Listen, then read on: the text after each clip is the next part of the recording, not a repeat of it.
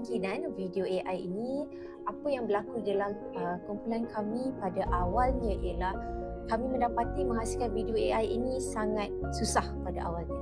Hasil brainstorming di dalam kumpulan, apabila kami meneliti, sebenarnya storyboard yang betul, pemilihan aplikasi yang betul dapat memudahkan tenaga pengajar untuk menghasilkan video AI yang dapat digunakan dalam PDP.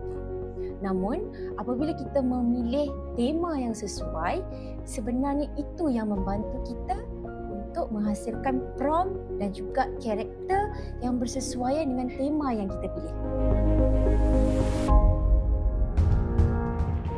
Setelah kami membuat proses brainstorming, berbagai topik yang telah kami utarakan, antaranya adalah tentang pergerakan zarah dan pergerakan atom. Jadi selesai je proses brainstorming itu, kami telah memilih tajuk linear motion.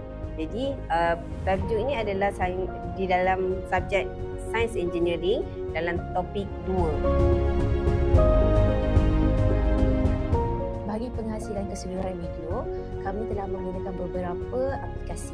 Pertama ialah ChatGPT untuk menghasilkan storyboard, hasilkan skrip, hasilkan prompt untuk hasilkan image dan juga prompt untuk gerakkan image kepada video.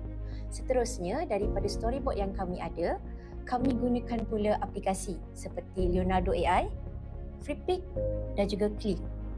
Ketiga-tiga aplikasi ini sangat memudahkan kerja. Ada kelebihannya masing-masing. Sekiranya kita masukkan prompt di dalam Leonardo AI, gambar yang dihasilkan lebih menarik kerana dia adalah 4K ataupun HD lah.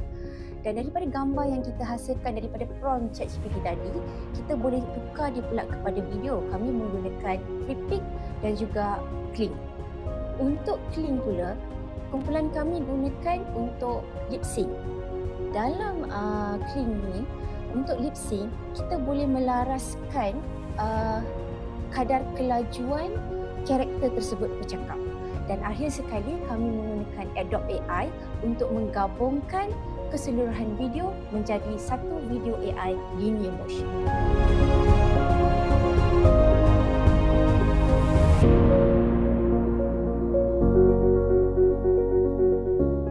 Kami daripada tim Velocity Voice JMSK Politeknik Ungku Omar nantikan video AI kami bertajuk Linear Motion.